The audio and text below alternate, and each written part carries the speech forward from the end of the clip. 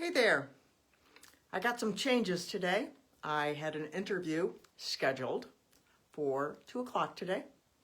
Unfortunately, the gentleman I had scheduled for today is not feeling well and he is not able to make it. So we have a change. But life is full of change, so I want to talk about change and changes, hence the changes. That's an old song. Maybe you're familiar with it, maybe you're not. But it's also the title of one of the chapters of my book, Emerging with Wings.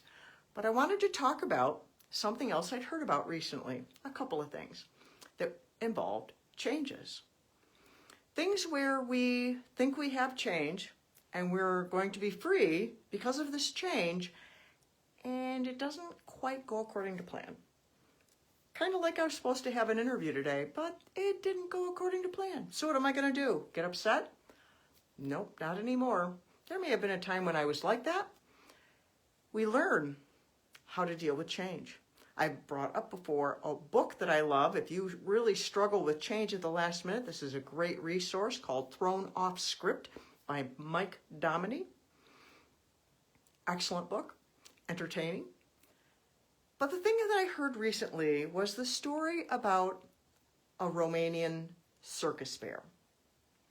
Forgot the name of the bear. I was going to share that. Not important, though, to the whole story. This bear lived in this little bitty cage, and people fought to get this bear set free. It took a long time. Finally, the bear was set free. But then this poor bear, because it was free on the outside, but it wasn't free on the inside, it walked around in a 12-foot circle as if it was still in that cage. That's because its mind was stuck in what it was accustomed to. Another aspect is the body. The body keeps the score. I've brought this up before, but there is a gentleman, Dr. Curtis, I have his name wrong, Curtis Thompson, Dr. Curtis Thompson, he has a podcast also. He talked about trauma in the body and shared the story about some dogs. They did this test with the dogs, this study with the dogs. These dogs were in a cage and they were bothering the dogs, which is awful. I don't know who did the study, but the dogs had nowhere to go. The cage was closed. Then the second part of the study is they had other dogs that had been brought in who had not been through that, and they put all of these dogs in a cage, but all of the cages had open doors. They started bothering the dogs in the same way, and the ones who were new, who hadn't gone through the first part of the study, they got up and ran and left the cage. But the ones who had been bothered before with the cage door shut, they didn't even try to leave. That's also how they train elephants. When elephants are very small, they tie their foot to a post and they're not able to move. But when an elephant gets large, they can tie that elephant to a very small post and it does not try to get away. Two things are going on here. One is, well, these are animals. I'm thinking about in light of humans. One is how we think, and the other is things are in our bodies. Our bodies do keep the score. Our bodies record things, and I'm learning from Dr. Curtis Thompson about that in the body, how the trauma in the body are. We think that the mind comes across the trauma first, but no, the body comes across it first.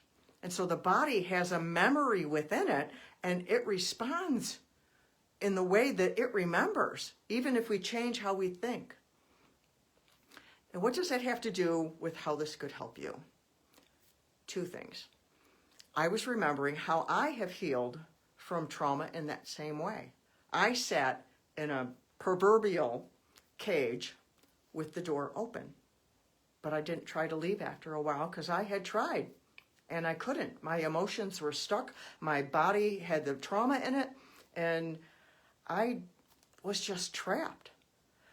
But because I'm human and not an animal, I had hope in me, and because God is on our side, He put hope in me, and I reached out for help with people. I asked for help, and They tried, but they couldn't really help me. But two things helped me. Many things, but two main things. They were big changes that took place in me. One was God moved us across the country to the state of Arizona from Michigan.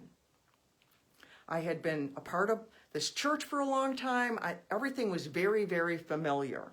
And moving from the familiar to the non-familiar took me out of that comfort, throwing me into a place where I was open to receive things that God could give me now, because I was looking for them, because I was a little bit freaked out because I wasn't in a place that was familiar anymore. That opened the door for me to have that change in my body, because I was physically in a different place. So what could you do? You don't have to move across the country, but you could do something that you could put yourself in an unfamiliar situation.